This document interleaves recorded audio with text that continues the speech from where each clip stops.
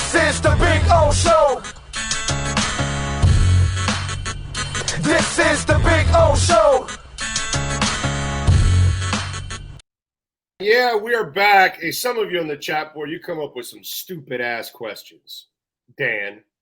Anyway, how you doing, buddy? You doing good? Doing better than Dan, apparently. I'm not sure what's going on there, but yeah, it's just people don't stay on subject, and then they like try to go off subject, and then you just got to kind of straighten them out and kind of like, yo, bro, come on, use common sense and use your head. And it was like, whatever, bro. It was coming off the Ja Morant thing because I was saying that. Because I was saying I don't have a problem in this world where we live in. Okay, I have guns at home, bro. You want to make me take fingerprints? Here you go, bro. You want me to wait 30 days? No problem. You want me to take a gun test? No problem. You want me to take a gun course? Bro, I'm not a criminal. Right. I'm not a drug dealer. Right. I'm not a murderer. I don't need any of this. Dude, I don't even go hunting. I don't even go. Seriously, I don't even go hunting. I have the gun at home to protect my family. If you break in my house, I'm putting 10 caps in your ass. And that's it. That's all I have it for. Yep. Nothing more, nothing less. So if you need to make me, and so this guy goes, well, what if somebody mentally ill at your house and they don't want to give you the gun? Well, bro, they have locks for guns, you dumbass. That's what I was trying to tell the guy. So if somebody, your kid, your brother, your cousin steals your gun, that's your fault, dude. They have locks. It's kind of your fault. Yes. I have double locks on my. I have the one that's inside the trigger, and then it's inside a fucking safe, bro. So you got to break into the safe, and then you got to break into the lock of the gun in order to use the gun. And let me tell you, you know what's next? When they start making it a little bit more, I'm going to get the one with my fingerprint. So nobody can use it. Yeah. Eventually I'll get that one because that way I'll put my fingerprint and my wife's fingerprint on, and that's it, baby. Ain't nobody else can use the gun. See, it's funny. I actually have. And then my wife will use it to kill me, by the way, but that's all right. That's a whole other story. Well, that seems fair enough. Look, you know what? I grew up in a house. We had a shotgun. I grew up in rural New York, okay, where literally the first day of hunting season, the school closed because it was like a holiday and everybody went hunting. But you and I grew up differently. Yeah. Because I had like 6 guns in my dad was a big gun guy. Not one of them locked. Do you think I ever touched his guns? Oh, my dad's gun was in his closet, just like leaned up against like the corner of the closet. I mean, no, but I never did. I'll tell you what, if I had touched that, I would have been in for the butt whooping of a lifetime. Exactly. That wasn't going to happen. Okay. Exactly. But my point is, like, I don't know. We'll talk sports. I don't understand why common sense gun laws are such a problem. I just don't get it. Like, to drive my car, I need to get a license. Right. I need to register the vehicle. And by the way, that's fine because I can pass the driving test. Like, this isn't hard. Like, to me, the only reason you would be against that is for one of 2 reasons. One, you shouldn't own a gun, which in that case, you shouldn't own a gun. And secondly, it's this whole thing about my right shall not be infringed. No one's infringing on your right because you have to pass a test. That's okay. If that makes it harder for a school to get shot up, I think we're good. Like, that's not that big of a problem. But yeah, I'm with you. And as far as the whole Ja Morant thing goes, look, he's going to get suspended, I would imagine, for quite some time. And I've seen the arguments for, well, did he do anything illegal? Now, I don't know where that IG Live was. Like, I don't know what the rules are for that specific state.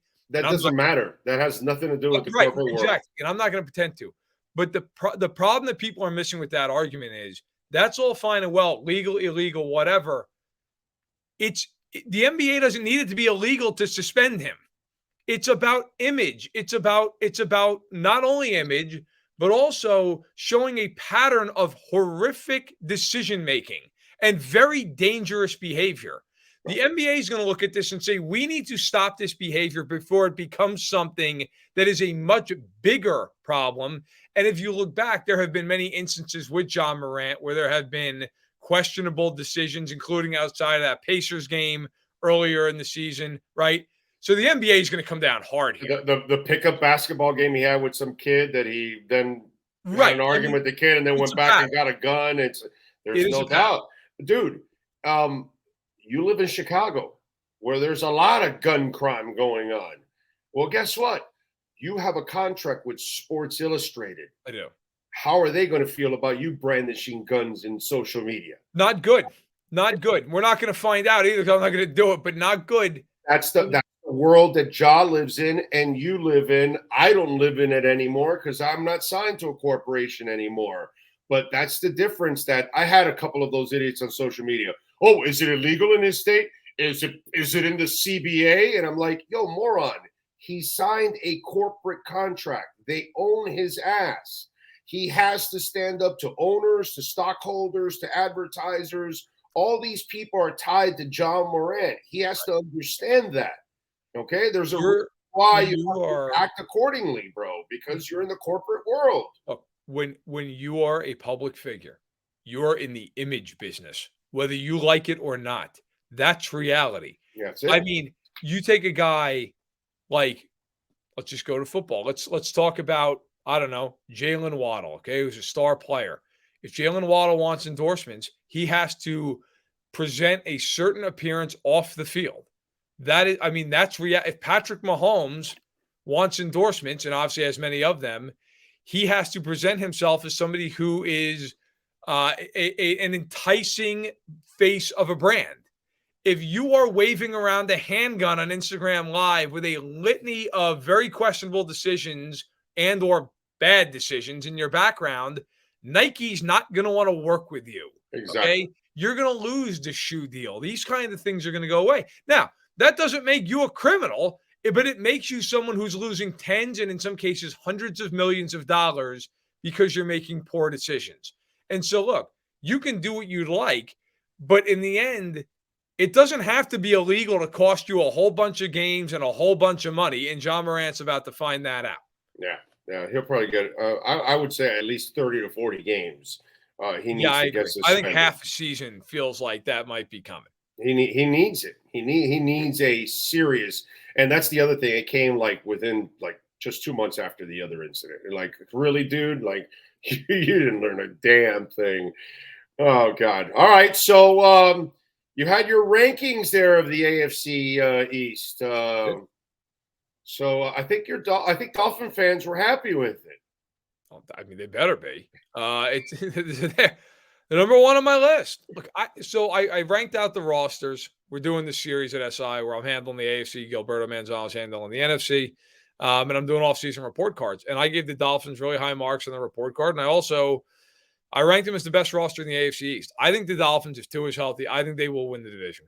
I think they're better than Buffalo and New York. I don't think it's by a huge margin. I think it's by a really slim margin, especially over Buffalo. Yeah, I think the Jets to me, I think the Jets could be very good. I also think the Jets could go 8-9.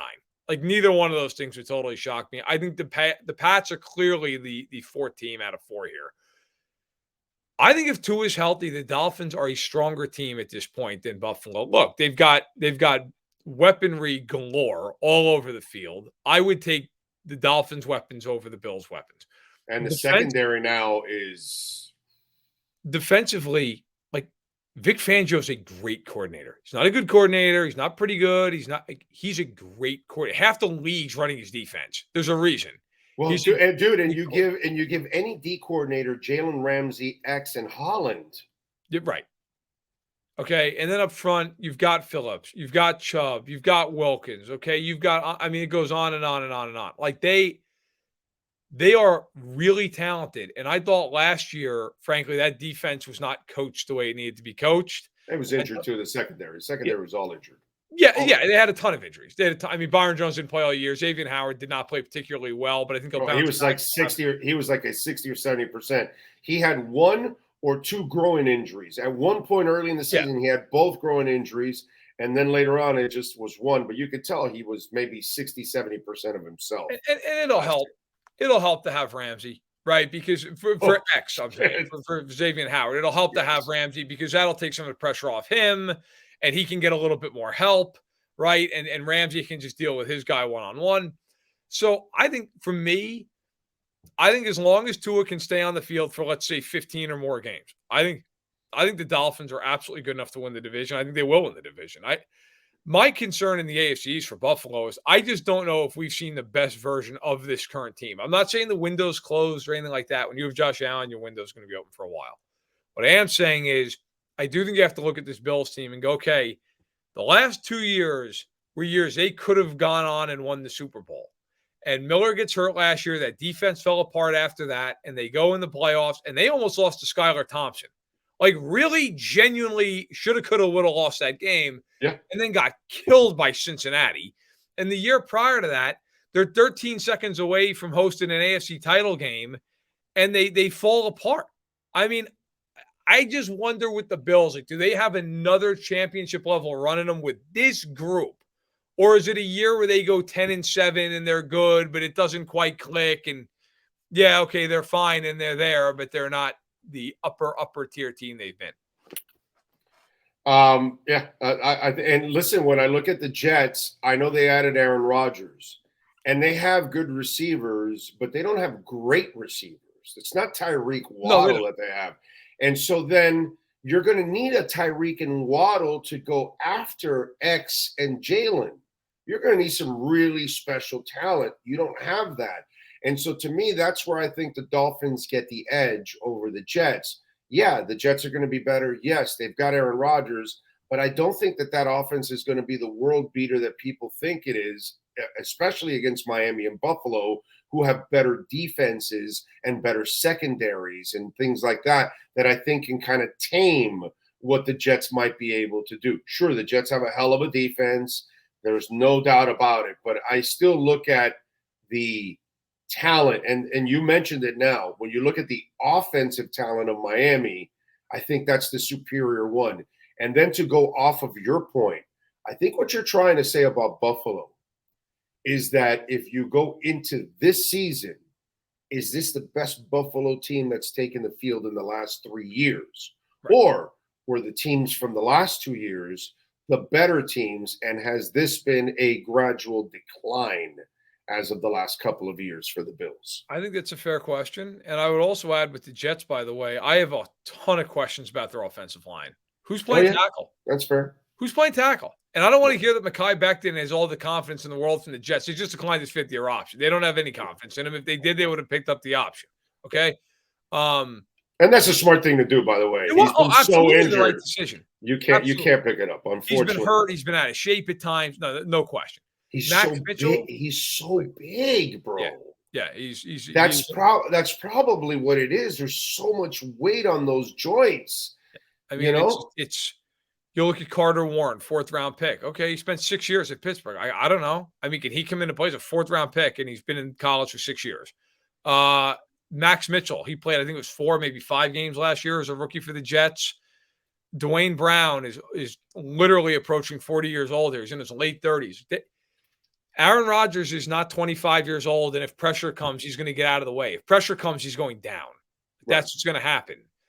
And, for all those years with Brady had great offensive lines in front of him. Brady always was able to step into the pocket and throw the ball. And with Rodgers, I think the interior of their line's pretty good. I'm worried about those tackles. I'm like, if I'm a team playing the Jets, I am doing everything I can to stress those tackles, get them in one-on-one situations, and say, okay, block me. Because if you can't, you're done. Like, the other question I have is let's use Miami for a second. If you're Jalen Ramsey, okay, you go on Garrett Wilson. Maybe you don't shut Garrett Wilson down, but you limit him. You do enough. You hold him to 6 catches for 60 yards. Who else is beating you? Like, I respect Allen Lazard. He's not a bad player, but he's not keeping you awake at night. Mecole Hardman, I watched for years in Kansas City. He is a good player. He's a valuable piece, but he's going to have 500 receiving yards. Like, again, he's a guy who he's not going to go nuts. I don't care. Like, Randall Cobb is at this point basically just a figurehead on the team. Right. So my question's like, if you can take Garrett Wilson out of the game, or even if you don't have a guy like Jalen Ramsey and you just roll coverage that way, who's beating you? Because Aaron Rodgers has not shown the last year or so that he's going to just throw a bunch of guys open.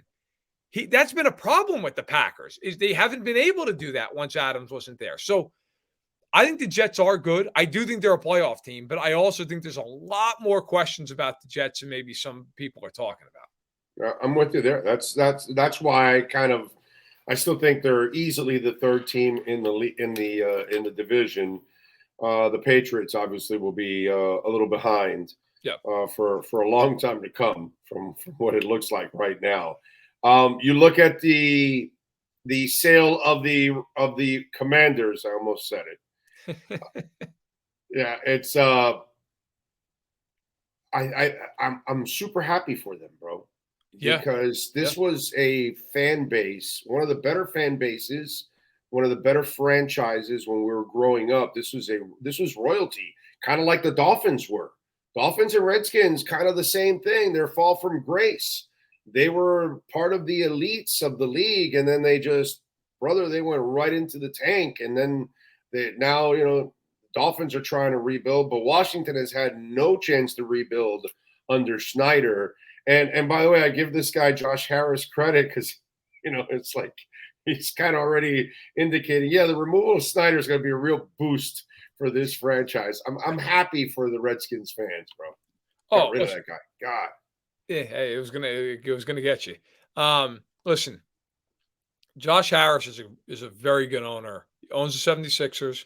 He has spent money on that team. I know that they've been disappointed in the playoffs, but as an owner, he spent money. He has not been cheap.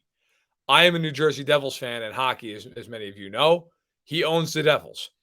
He has put a lot of money into that organization. Like that team, they never spent in free agency before he showed up. They do now. They are willing to spend with anybody in hockey. So he will spend money. And here's another thing, if you're a Commanders fan, it's exciting. A lot of times owners come in and they're first-time owners, like David Tepper, for example, right? Like he comes in, it's his first time running an organization, and his first thing to do is hire Matt Rule. Okay? You got to learn how to run a sports franchise. It's different than running, Nabisco.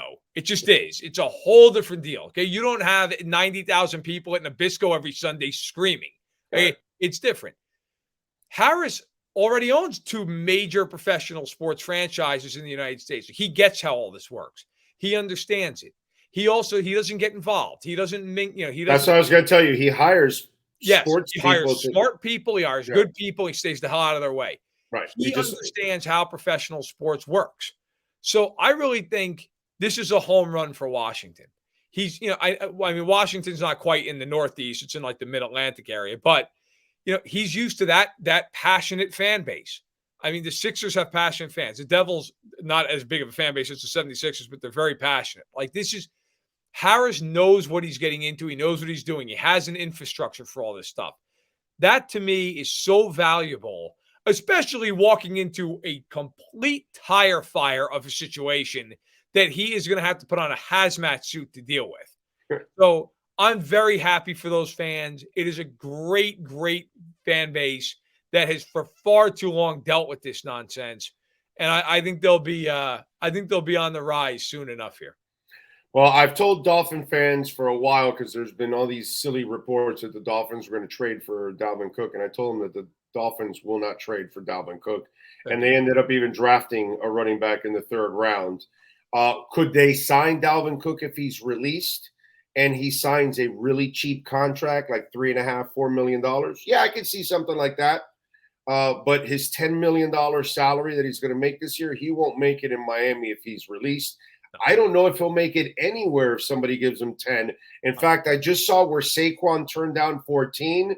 If that's true, you're already telling the Giants you don't want to be there. And Saquon, by the way, buddy, $14 million for the most interchangeable position in all of pro sports.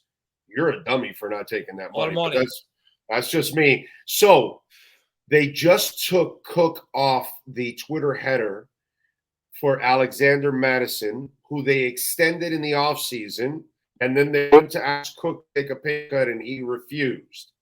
Right. So what is going to happen in the Dalvin Cook situation? Will they keep him around for one more year and play him out behind Madison, or will they release him because they want to get the cap relief?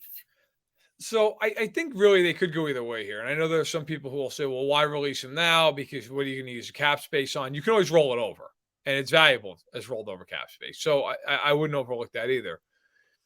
I think this is something where there's a real opportunity for this to go either way. Could he stay there? Yes, he could. He's still really productive. I mean, he's still a very good player.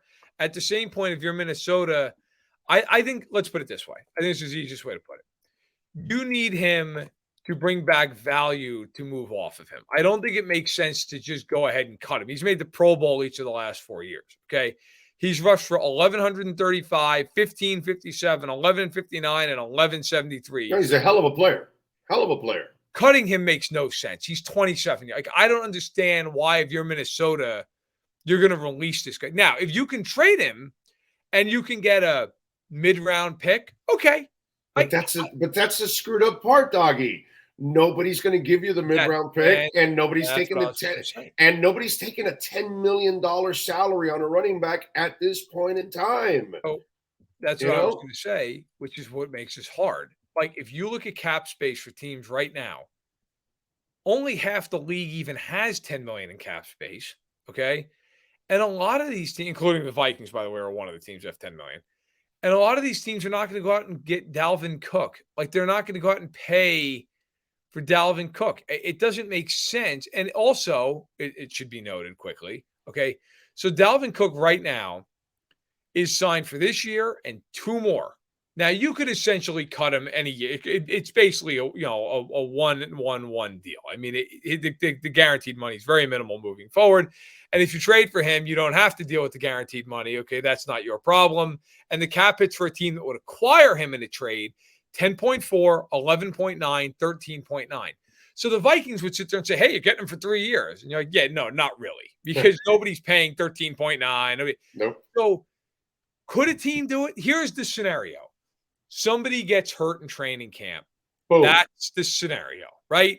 So if you're Minnesota, you hold them into camp and you wait. And if unfortunately somebody goes down with a knee injury and they're done for the year, you go, hey, you know what? We'll take a look at Dalvin Cook and we'll give you a 4th.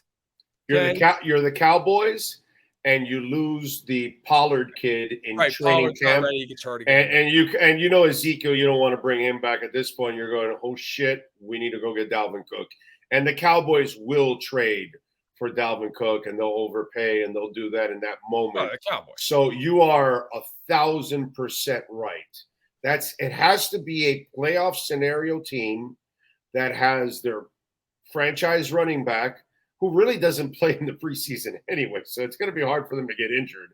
But if by some freak nature, somebody's starting running back on a contender, the Eagles, something like that, then yeah, I could see them in a desperation move, kind of wait for that. Yeah, that makes a lot of sense. Yeah, I think if it's going to happen, that's probably how it would happen. But otherwise, if I'm Minnesota, I'd keep him. I mean, you're under the cap. You're $11 million under the cap. Like, he's a 4-time Pro Bowler each of the last 4 years. If you're the Vikings, he's a pretty valuable player. I'm not just going to move him because I don't feel like, keeping him around. I think he'll be there. But after this year in Minnesota, that's when it can be really interesting, because Cousins, his contract runs out after the season. Cook is essentially, like I said, on a year-to-year deal. They're going to have to pay Jefferson. I mean, Jefferson is going to get an ungodly amount of money. Yeah. Jefferson's going to get paid like a quarterback. Okay, I mean, Jefferson's going to be well deserved. Well deserved.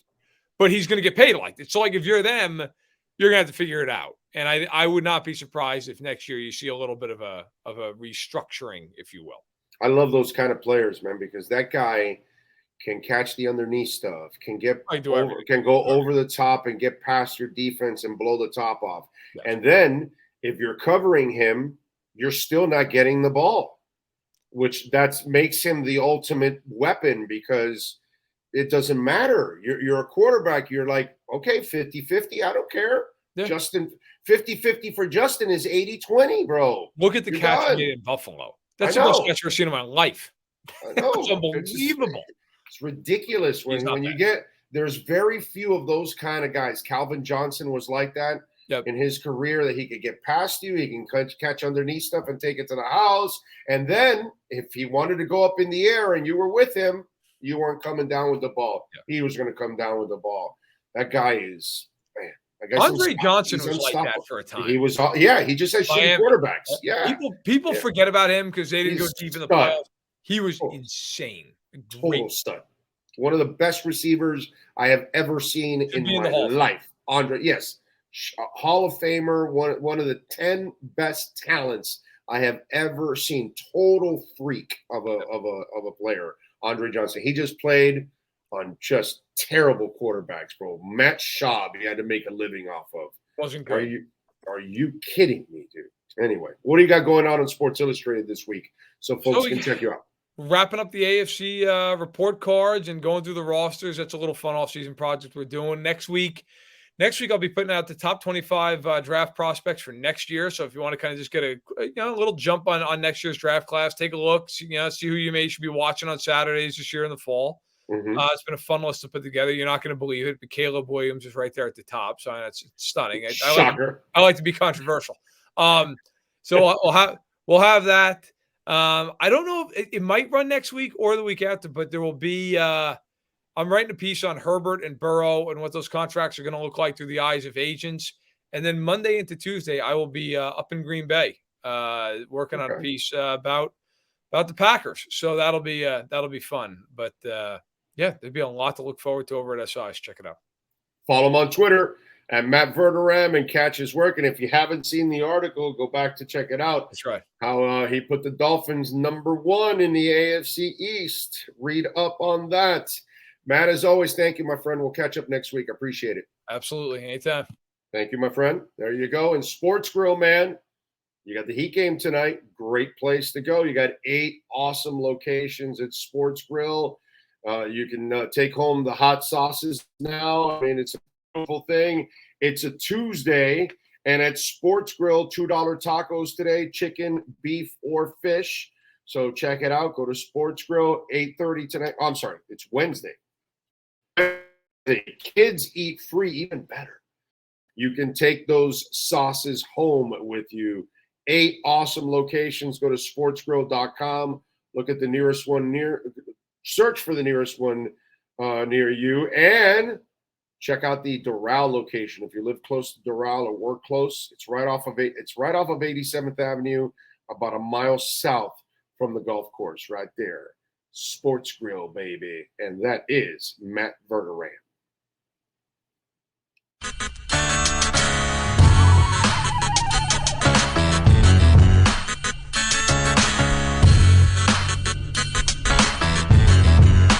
This is the Big O Show. This is the Big O Show.